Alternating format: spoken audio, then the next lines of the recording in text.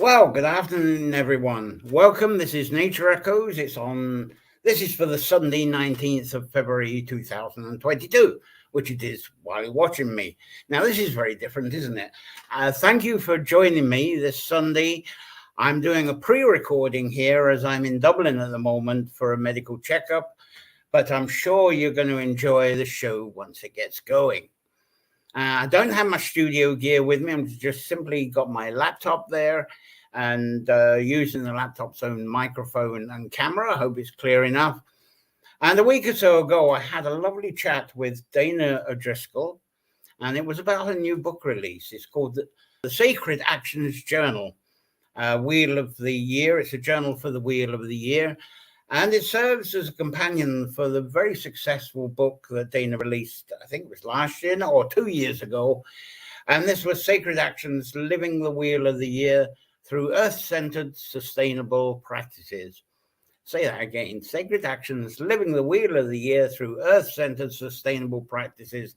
And we had Dana on explaining that. A wonderful interview when she released that. Now, with the two books, they're wonderful to have together because it's great for anyone to read and be inspired to apply folklore from the 8 seasons of the Celtic wheel. In case of Dana's approach, she starts at winter solstice, and then you go round through the midpoints and the equinoxes and the summer solstice, so forth. And through the 8 seasons of the Celtic wheel, she goes through, inspires and gives ideas for how to apply that time and what we can do, and some tips and some prompts of what we can do in sacred and practical, sustainable ways. Now, Dana O'Driscoll, you may already know through her very generous Druid's Garden blog that's very popular, and I put links to it up on my Facebook when something good comes out, which is quite often. And Dana's a Druid. She's a graduate of the OBOD, the Ovate, Order of Bards, Ovate and Druids. She's a certified permaculture designer through the Sirius Eco Community, that's in Massachusetts. She's a certified permaculture teacher that she qualified through Omega in New York State. Dana works on a 5-acre homestead with her partner, Rob. And together they're among a lot of geese, other birds, a few cats, and a tortoise. And to add to all that, Dana's also a professor of English and writing and director too, all at Indiana University in Pennsylvania.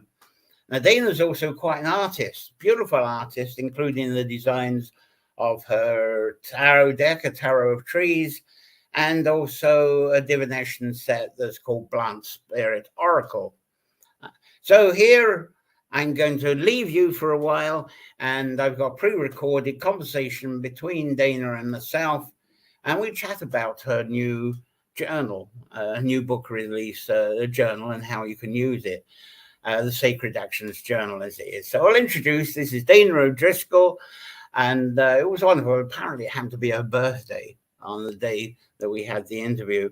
So I'll come back again after you've watched this lovely interview and say my farewells and tell you what's going on. Thank you for watching today in this rare form. What I'd like to start with, Druids everywhere need to be fully engaged in environmentalism. So a few words on that, I think. Yeah, so if we think about sort of both of these, both the Sacred Actions book and the Sacred Actions Journal, the goal here is to help align our outer practices with our inner practices. So if anyone who practices any kind of earth-based spirituality, whether that is Druidry, whether that is another kind of pagan path, or just, finding your spiritual connection with nature. The more that we do that, nature is our church, nature is our sacred book, nature is the place where we find healing and so forth. Because of what's happening in our world, because we have so much damage to nature, we have climate change. The idea is that we can't just sit back and see what happens to nature. We need to take an active role in supporting nature, in healing nature. And that starts in us. That starts with our daily lives. That starts in our homes. That starts in our communities, in our backyards. And so these books essentially take the idea of nature spirituality and Druidry and those sorts of things and tie them very explicitly to sustainable practices and do so in a sacred way. So that's what Sacred Actions is. Sacred Actions is recognizing that we can live every one of our moments and make every decision that we live in a sacred way. So we are living life in a sacred way that is more earth-centered, that is more care-oriented, that is more connected. And it's ultimately moving us even beyond sustainability and into active regeneration. Through that, then healing ourselves. So I think that's in a very brief nutshell, the concept of sacred action that we explore in both of these books. A blunt phrase that I tend to use, because when I think of sustainability, the first thing I think of is starts with the garden, and of course you are the Druid's garden. And I tend to think, and the thing I believe in, it's if a Druid's not getting his hands or her hands into soil, then that person is definitely not a Druid. I see that your companion journal here also follows each of the 8 wheels of the year, the chapters I've got there. Very beautifully filled with useful prompts, sacred action suggestions that inspire journaling our journey. Lovely prompts as we find our way to integrate nature's spirituality with sustainable living. I love that you provide space with lines for writing your journal. And I love that before each writing, you provide useful writing tips and ideas for approaching writing. Your words of how to actually use the journal book, I think, a few words on that. What happened, which I wasn't sure it was going to happen when the Sacred Actions book was released in 2021. But what happened was that a lot of people started using it in groups. They started using it as almost like a study guide.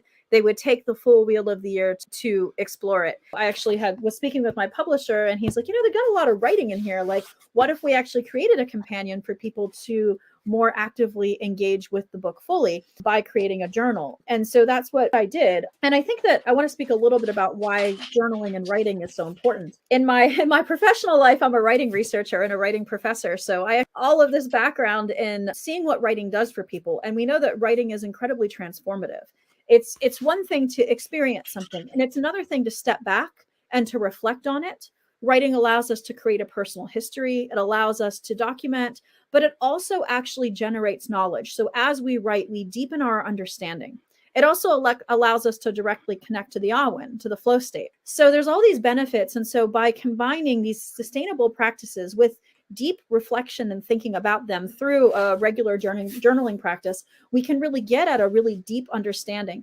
And it also takes us away from simply actions. So sacred actions is all about activities in the world. And if we think about like what is underlying the action, well, there are beliefs and there are values, there are principles, there are things that maybe we have culturally that are so subconscious we don't even think about. So something like I'm at the airport and I buy a cup of coffee, and then I immediately drink it and throw it away. And I don't even think about that entire course of action. But if I journal about that experience, or I journal about, well, why am I habituated to just throw away, right? Not compost or these other things. We can start really thinking about what underlies the action, what underlies why we do certain things. And that becomes really important for our own spiritual development, for our own inner life. Cultivating that inner life, that connection with nature. What I'm really excited about with the Sacred Actions Journal is sort of the space to reflect, to learn, to grow, to deepen, to explore. And so now we're combining action with deeper interaction with our own spirits and cultivating a richer inner life as we do so. And continuing to develop our sustainable practices, because the journal, like I said, the journal has there's a section for each. So here's spring equinox, which is coming up. And there's sort of an overview of what you would have seen in the book. And then there are prompts for journaling, and there are meditative and actions and experiences beyond the book. And then for each of them, there's also a journaling strategy. So the spring equinox has perspective journaling. So this is when we actually take the different perspective of something, like say that disposable cup, and actually think about that cup's perspective. So this gets into like animism and animistic practice. What did that cup experience? What was that cup's life cycle? How did it become from a tree to this cup to, am I going to throw it in the compost maybe and recycle it? Or am I going to, throw it in the trash and then it ends up in the landfill? So really taking this different perspective can be a really useful approach to understanding our own relationships with things in the world and cultivating deeper relationships. So the Sacred Actions Journal is just full of those sorts of things to supplement the book. The idea, I love that, the way it came across with me, the idea with the writing, it It's like you having a conversation with your conscience. And one of the things we're focusing on writing a journal that's more essential for now is to sustain our connection to ourselves, to a conscience, because of this recent invasion of artificial intelligence. I call it artificial unintelligence and those services. We're urged to take stuff that's served on a plate without us making connections. You just put your question in, there it is, and it's almost as if it's cut and paste. You're not connecting with anything. And I love that idea of the journal. It's so important to keep that journal, because you keep that connection that will be totally lost if you went with the artificial intelligence. So I see your journal book's a terrific aid to anybody to connect stronger to the wheel of the year and consider each season as an opportunity to practice closer to their sustainability. How would you actually define sacred action itself? So I kind of did that a little bit. Sacred action is recognizing that we are not separate from nature, that we are part of nature, and that everything that we do in the world can be sacred. It can be sustainable. It can be regenerative. So recognizing that human beings, we're often told that we are a problem, or that humans are harming nature. And that's sort of turning that around and saying, no, actually, I can engage in these sacred activities to regenerate nature, and I can do that in my daily life. So that's what sacred actions is. It's taking sustainable principles, sustainability, regeneration. It's taking principles from permaculture ethics, and it's applying those in an earth-centered, sacred way in our lives. And recognizing that this isn't like in nature spirituality and Druidry, we think about sacred as sort of either I walk in the woods and that's a sacred experience, or I'm engaging in ritual or meditation and that's sacred. The idea of sacred actions is that actually every day can be sacred. Our lives can be sacred. This moment is sacred. And I can make sacred earth honoring, earth regenerating, and earth affirming choices. And in doing that, I'm able to then live a more honoring life, which will deepen my connection with nature, which will deepen my own spiritual practice, because now I'm walking my principles and I'm living them. I'm not separating my daily life from my spirituality. One of the things that I love about this is I love the connection, as you mentioned, but the wheel of the year approach, I love how it constantly aligns us to actions that are actually appropriate for the season that we're in. So obviously you've got the 8 sections, the 8 stations, as I see you wrote, which I thought is one way of putting it. So I'd like to go through these, just in the introduction there. You start with the winter solstice there.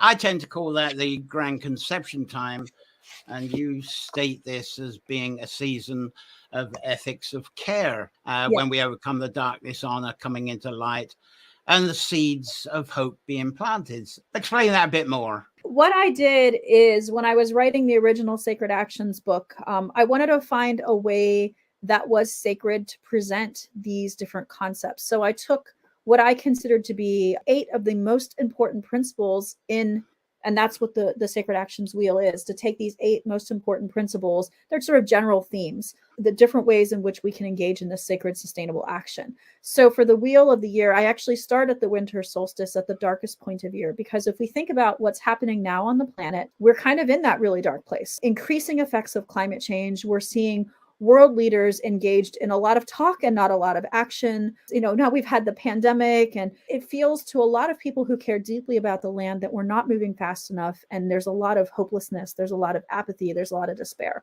So coming from that darkest point of year, what do we say? What is the very first thing that's a problem? The underlying problem is that we have shifted from a care orientation in our whole society to an exploitation orientation. Wendell Berry talks about this a lot in his Unsettling of America. You're either in a care mindset or you're in an exploitation mindset in this culture. And there's not really, and even if you're passive, you're probably still exploiting, even if you don't realize the products you buy and so on. So the winter solstice, the whole idea is shifting into this care mentality where I am caring for the land. I am caring for people.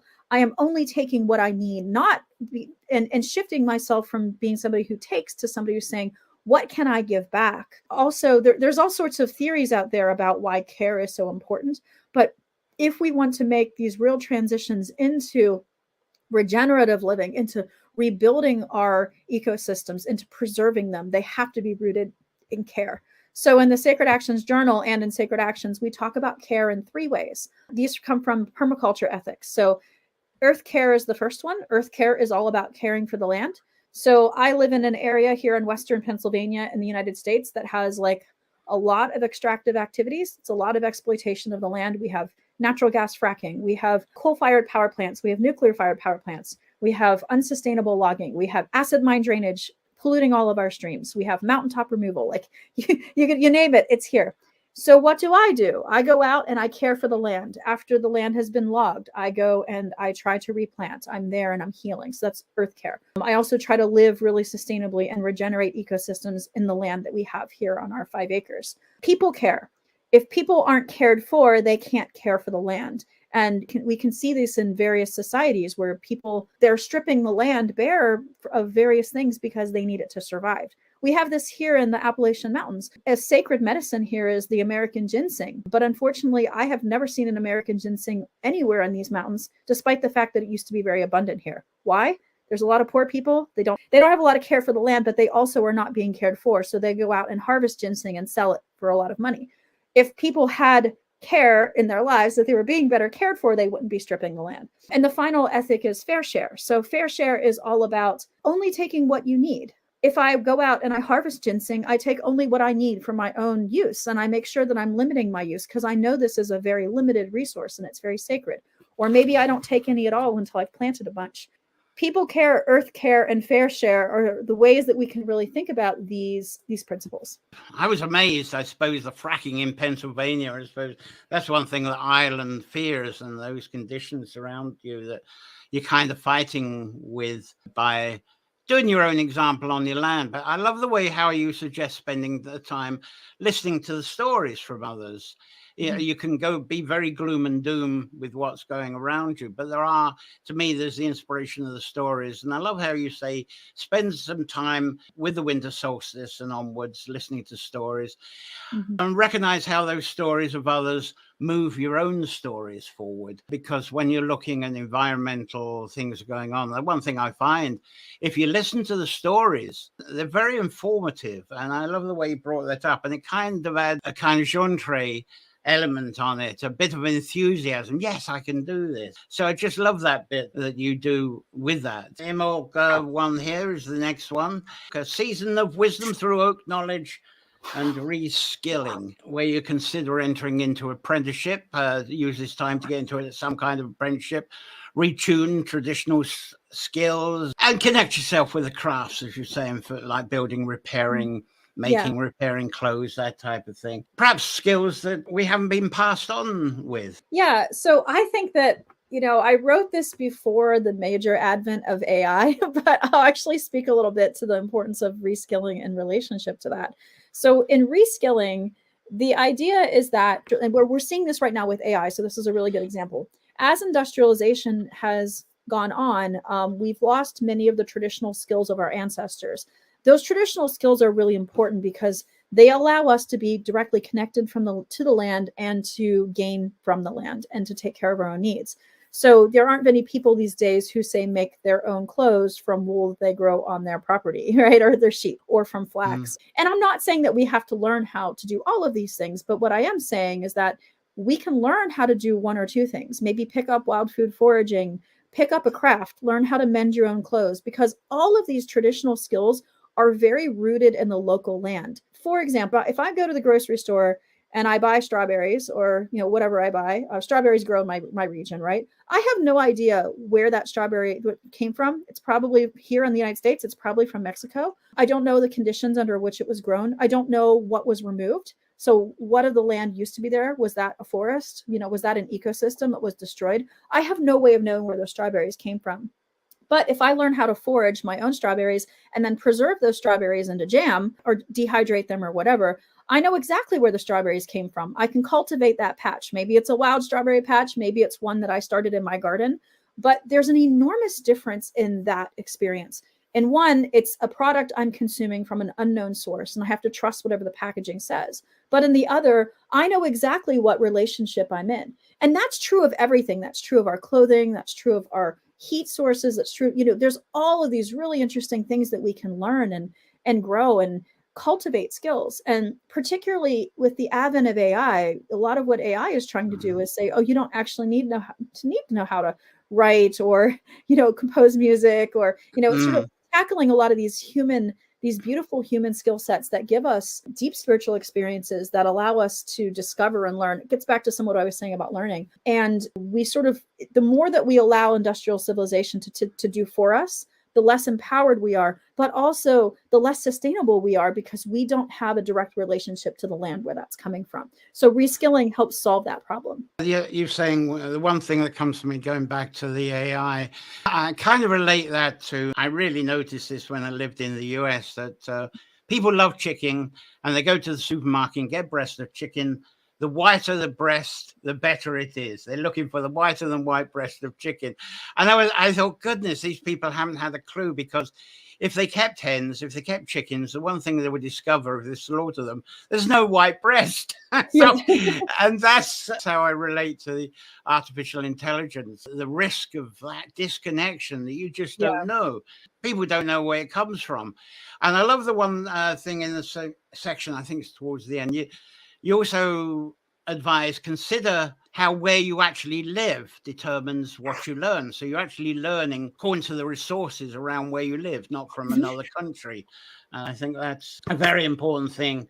The spring equinox, where you're saying cleaning and disposing of the disposable mindset, where we reflect on nature, where there's no waste, because every natural system has its own 100% recycling system. But us humans, we don't. A few words on that one, I think. In the Sacred Actions Journal, and Sacred Actions as well, we're thinking about sort of one of the driving engines of industrialization is the idea that we have consumer identities and consumer mindsets, and industries produce things for us and we no longer produce things for ourselves. And as I was just saying with reskilling, that creates a situation where we're completely disconnected from the sources of materials. So the source of anything that I am gaining is lost because I'm not in the process of producing it myself, which gets into reskilling. But that sort of takes a step further, because we know from like good work of like places like the Story of Stuff and those sorts of folks that have been doing a lot of this work, that, something like 95% of the things that are bought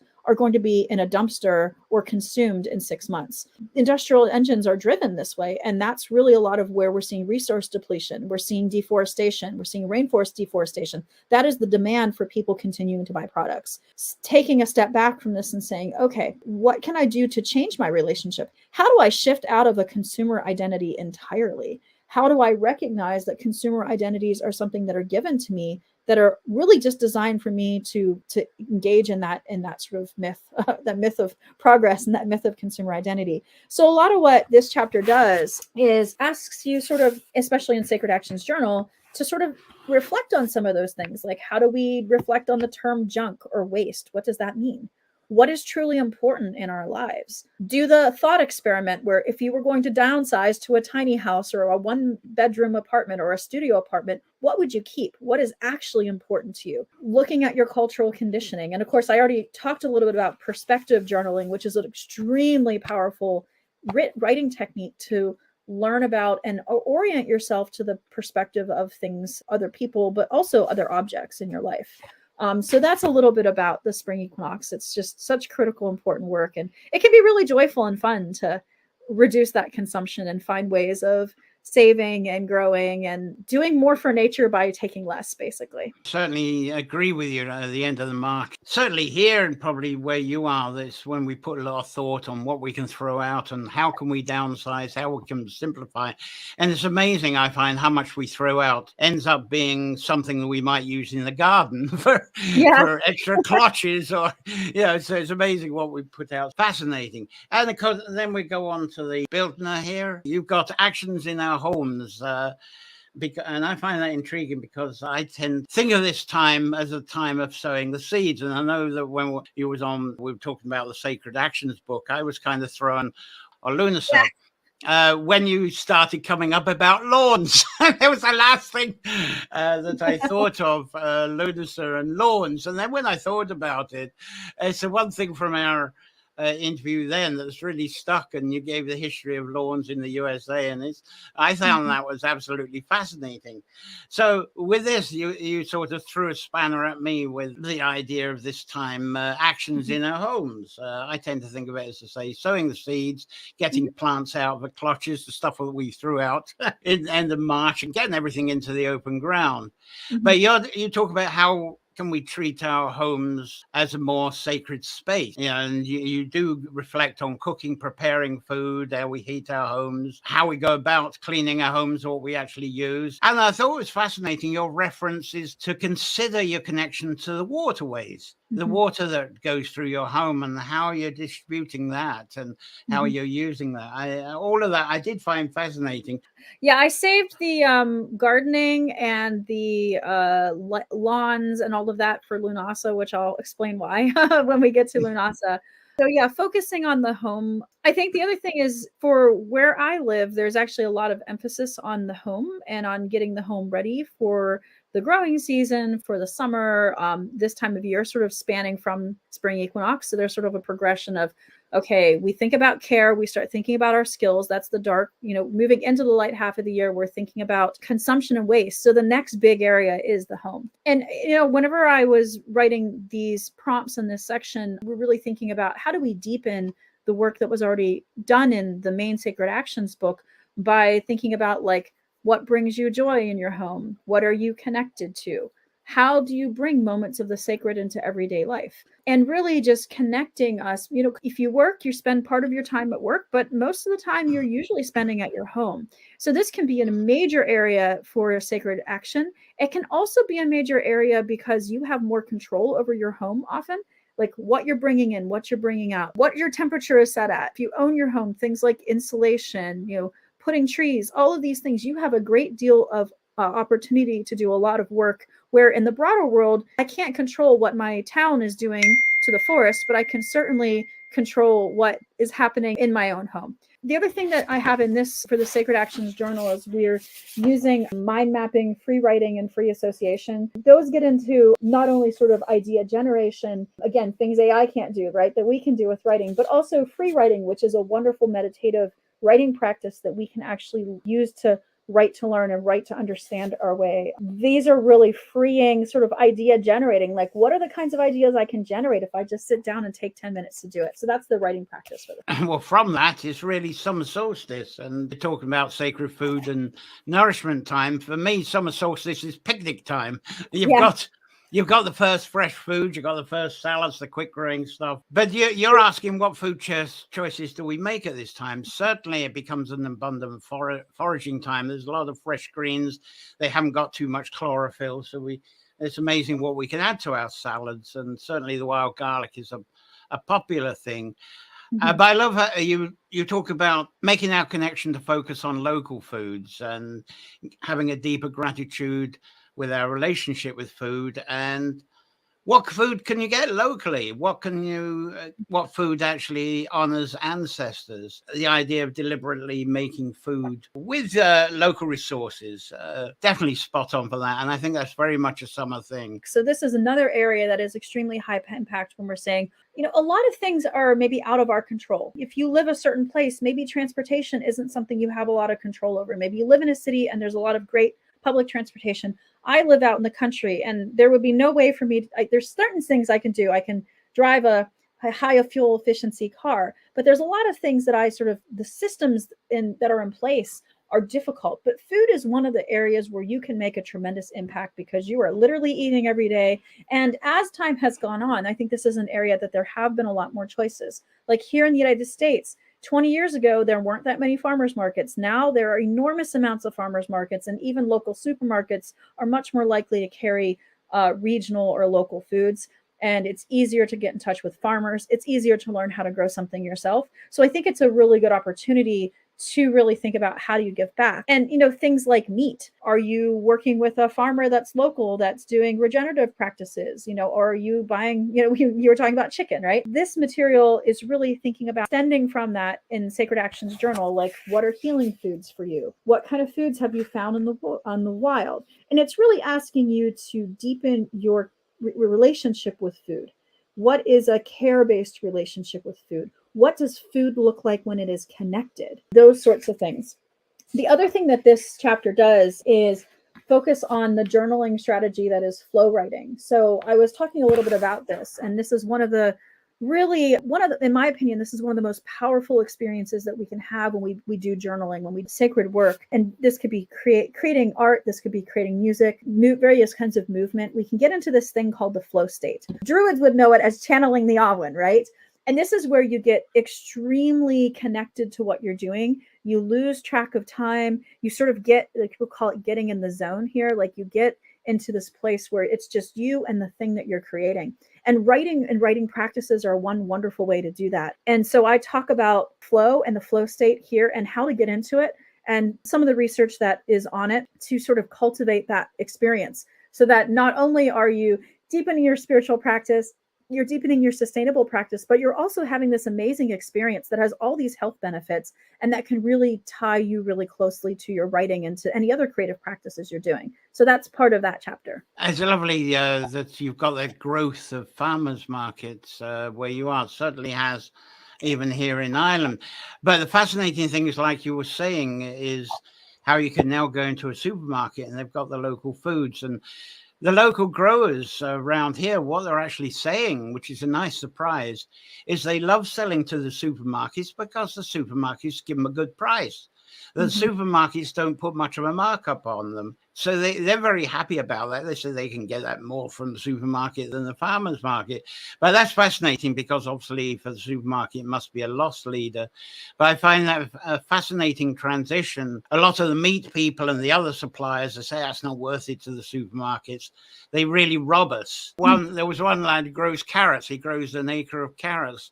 And he said he hears all of the beef and the sheep people, lamb people, what rotten prices. He says he has to keep quiet because he says the supermarkets pay me a fortune for my carrots. So and they're organic carrots, so that's lovely.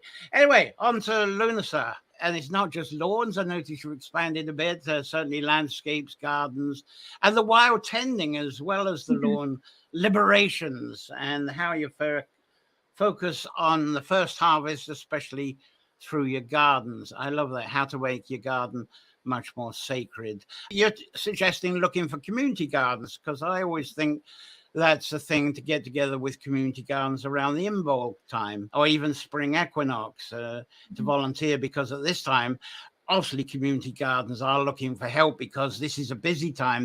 They're coming up to the harvesting. Everybody's gone off on vacation, and so they do need help. That's lovely, the whole thing. Beyond lawns, the first harvest is definitely a great thing. So we talked about this in the last podcast we had about a year and a half ago, thinking about why did I put gardens and lawns and wild tending and all of that stuff at Lunasa. And one of the reasons is that do a lot of the regenerative practices. It's actually better to start thinking about those in the fall. And there's reasons for that. So if I was going to simply till up the earth, let's say I have an acre and I've been mowing it and I want to transition that acre into something else. I could till up the earth, which is the most traditional way, but we actually know that tilling up the earth destroys the soil web.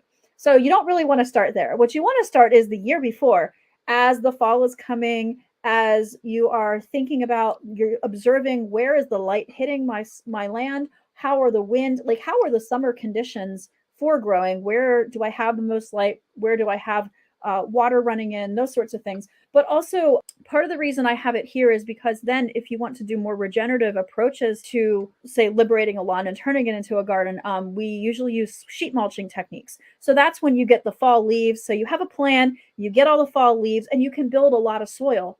And then if you let it sit through the winter, if you're assuming you're in some kind of temperate climate, right? You let it sit through the winter, then you have a perfect bed to plant in the spring. So I put a lot of this work in Lunasa for that reason. And also I did expand this from Sacred Actions, which did not talk about wild tending. I spent some time talking about wild tending in the Sacred Actions journal, because I think wild tending is another area where, again, it's really nice and warm at Lunasa. You can go out. We're starting to see some of the plants get their seeds. And the whole idea of wild tending is that we can go out into wild spaces, abandoned spaces, and we can do some land healing and some land tending. And so something like I will go gather the seeds of native plants, and then I'll go out to where they used to have the strip mines, here, or where they remove the mountaintop and they basically just have a field now, and I'll go and I'll scatter those seeds and I'll start trying to regenerate what is left of that mountain, for example. I actually have a book coming out in 2024 on land healing, which is going to get into a lot of that in much more detail, but we start talking a little bit about it here. The other thing that's in this chapter in the Sacred Actions Journal is thinking about visual and art journaling and building in things like sigils and doodles, photography, collage, leaf rubbings, all sorts of ways in which you can sort of develop your own artistic flair in your journal.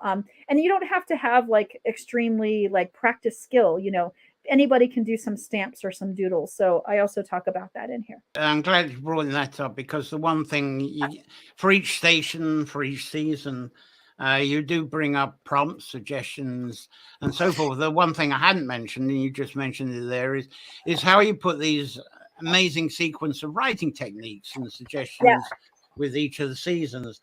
And that was the one that I thought was absolutely lovely, is what you've just said, the focus on the visual art. It's beautiful when you actually see people put journals together with their doodles and their drawings and their writings. They come out really beautiful. So then we come to the fall, the autumn equinox itself, and you relate that to getting outside yourself, earth ambassadorship, community. And what is your broader work in the world? Because you've been focusing on our own needs up until now, but now this is open to attention to the broader world, like your workplace, local communities, and circles of friends and family. Interesting that we're not even on to the Sawam, but this is the time, and it certainly is the right time, because people are sharing their harvests. The one thing Cara Croy would love to do with the neighbors, we'd have a lot of potlucks around the equinox time. And people were really making those connections. And it was, I suppose, in ancient times, that's when people started making the connections, because your harvest is in. That's when you start paying your debts. That's when if you've been bartering, that's when you've been sorted. So you do a lot. I think you do a lot of sort outs with your community at that time. So how do you see that? I think that the is a really good time to get out. It's also a good time because the days are getting shorter. We're moving into the dark half of the year. People are coming back from various summer vacations. A lot of the community groups that I've been involved with, that I've helped start over the years, like permaculture meetups, herb groups, those sorts of things. A lot of us take like a pause in the summer because people are so busy doing everything else. And then a lot of that is restarted in the fall. So thinking about that sort of cycle of how do we get back together? How do we re-engage in our communities? And I really want to stress that this work is incredibly important. If we're going to make transitions into a more sustainable practice, if we're going to create not only sustainable actions for ourselves, but if we want to help our communities getting out there and sharing and growing in like nurturing ways and healing ways and ways that invite people in and invite people to care and to act, I think is really important. So I have a lot of different additional things you can do in terms of thinking about those sort of activities. The other thing I have in here is really important. Again, like there is a structure to the journaling activities. So if you go through the book, it doesn't matter where you start, but you go through the wheel, you're going to get that structure. And I have in here visioning the future journaling, which I consider to be critical for the work we do. If you think about future visioning, a lot of the reality that we have now was created. It was conceived of, particularly consumer materialistic culture. It was invented after World War II. People both in Europe and in the United States decided that we were going to drive our economy forward by a consumer-driven economy. Somebody conceived of that idea, and then it became reality. And now when we look at what's happening, we have all of these dystopian visions of the future. And so I think it's extremely important for us to put healing, regenerative visions of the future, for us to write a better future, for us to write a better tomorrow. And so thinking about like, not only what does my future look like, but what does the future of my community look like? What does a positive future of my community look like? And then once I have that vision, I can say, okay, how do I get people on board and how do I move in that direction?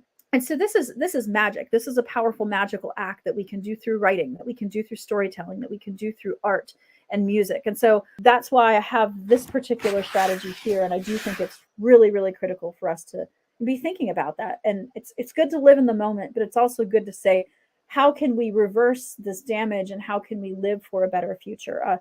healing, regenerated world that we all want to live in. You were saying that starting to work with vision at that time shows you that the daylight's getting shorter when we do that one.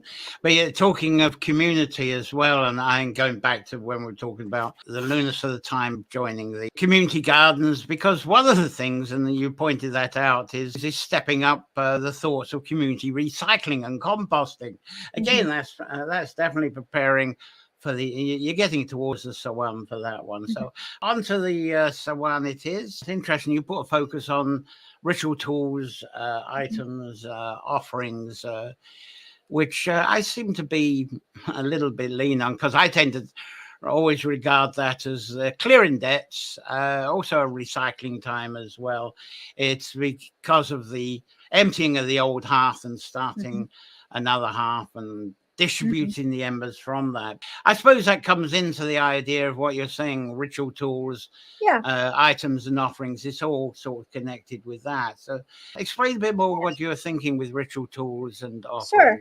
I think for many, Samhain is sort of the biggest holiday of the year. You know, I know it is in a lot of the Druid communities here and a lot of the broader neo-pagan, anybody who follows the Wheel of the Year, Samhain is sort of like our biggest holiday of the year. And so I think that's the time where we're spending a lot of time thinking about our relationship with the spirits, our relationship with the world around us. And that's the time where the costumery comes out. And so I thought it would be a good time for us to say, okay, how are we bringing in tools into our own sacred practices at this very sacred and special time? Thinking about, where do I get my ritual tools from? And particularly, where do I get things like my incense from? Because we have so many plants that are now endangered because of neo-pagan spiritual practices.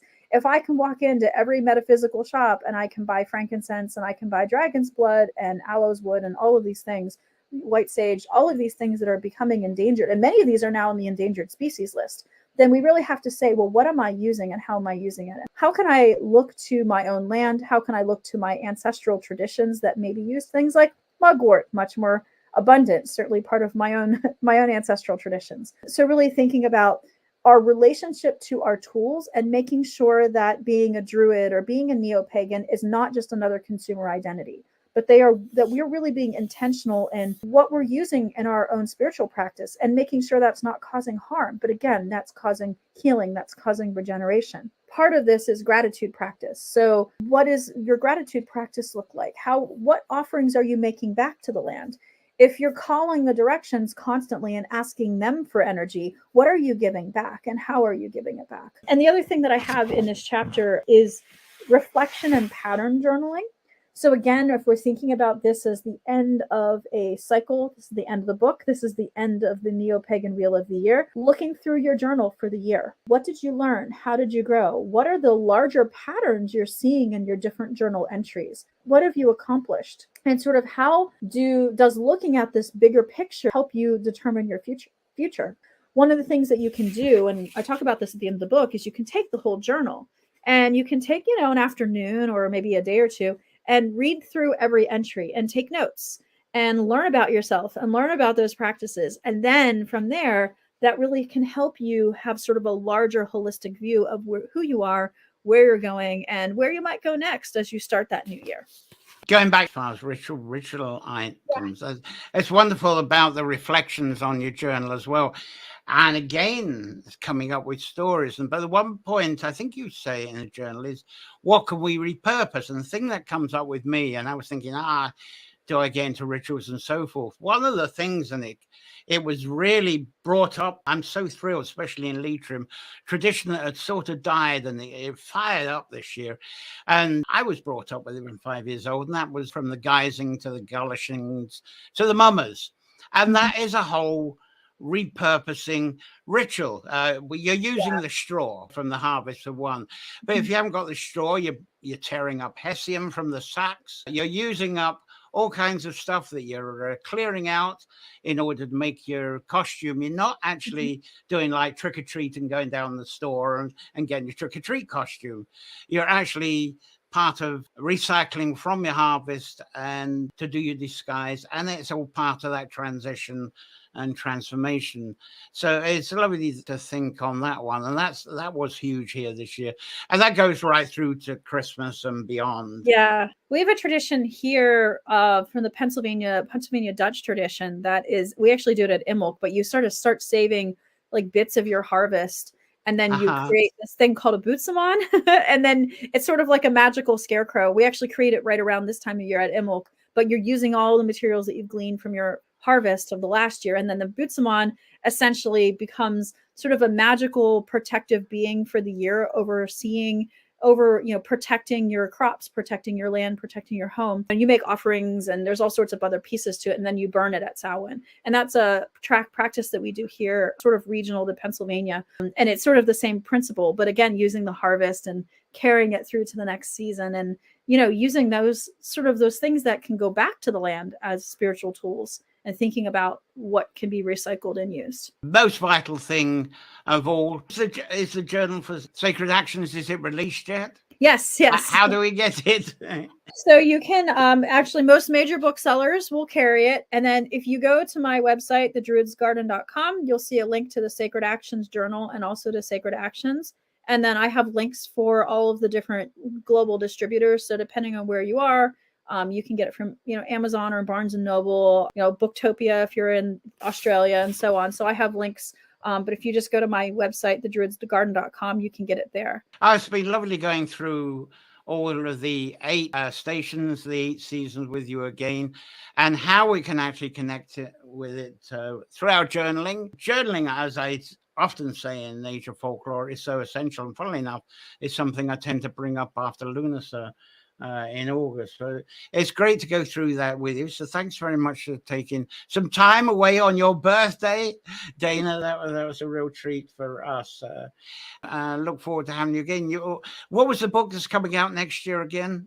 I have a book called Healing Hands coming out next year, but I don't have the release details yet. But okay, so it's a completely. So these two are sort of in the same genre, right? And we got to think about them now and get those. Yeah. The land healing book is a book on ritual, metaphysical, physical, and ritual approaches to healing the land. So everything from sort of taking the one chapter in here about lawns and expanding it to, what do you do if a forest near you is being cut or will be cut? What do you do with fracking? What do you do with sort of large scale issues? So I'm sure we'll talk about that when it's released. It's with my publisher and they're going through the whole process now, but I'm really excited to have that come out into the world. If people want to keep up on that kind of stuff, if you go to my website, you can either subscribe to my blog, and I also have a mailing list. So you can visit my website and you can get on my mailing list. And I only email a couple of times a year about kind of big events.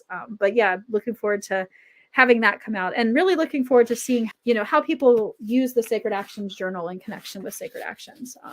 Excited. Yeah, I hope people feed back to us and see how they're getting on that. Yes, thanks. Absolutely. Thank you very much for Dana. And at the back of the book, the Sacred Actions Journal, there is this conclusion, which I give you a moment to read that. I think that kind of sums it up. It's absolutely wonderful. There you go. So thank you so much for that, Dana. That was a lovely chat. Thank you. Yeah, absolutely. Thank you. I trust you enjoyed that interview there between myself and Dana. Always very interesting, a lovely woman to interview, but always very interesting. Anyway, I'm going to close off for a bit to remind you that Nature Echoes Live, which is what this is in a semi kind of way today. They also include the Nature Folklore videos, articles library that's through the Substack there, Holy Wells Revival, and Nature Sanctuary support that I give as much as I can. It's all brought to you due to the support of our kind subscribers, and that there is the Substack link. I think I've got it right, and that's where my Nature Folklore video and articles library is slowly growing for the subscribers, for their reference, and that's in addition to the Patreon and getting videos up as well there. So we're not leaving you alone at all. And I've got 2 tiers on Substack. You can actually join up on a free tier. And I'd love to keep contact with you, so don't be thinking everybody has to pay. But those that do pay, that are subscribers, that's what keeps the show afloat, and so I can do the things I can to share with you. Thank you, those that are subscribers and supporting. There's plenty, several of you. We're starting to catch up on the expenses. Next Sunday, when I'll be back with you with Nature Echoes, actually, I was quite inspired by the Lady Gregory series that was on RTE. There's been a lot of chat on the social media about that. So I might be talking about ladies and trees next Sunday. That'd be one of the topics, I think. But it'll be back to the regular live echo. I'll be echoing the news as usual that I pick up during the week of nature folklore news. So again, thank you for Dana for having the interview with me. And we might have another short interview next week. I'm not sure whether I'll get the editing done in time. But Dana Driscoll, that was great. And if you're watching the replay, please keep posting your comments and questions. During this broadcast on Sunday, I'll probably be in the background answering your comments anyway. It's a bit late to tell you that now at the end of the show. But I do keep checking the comments and answering them from time to time. So anything you'd like to say, do say so. And if you're on the YouTube, if you click the bell icon, it tells you what's coming up the following Sunday. And I wish you a safe week full of wonder, inspirations, wonderful enchantments that comes when you're in the presence of woods, water, and the mysteries of nature. So until next Sunday, when I will be back live in my own studio in South Leitrim, play well. And that's all I've got for today. So bye. Thanks very much for watching.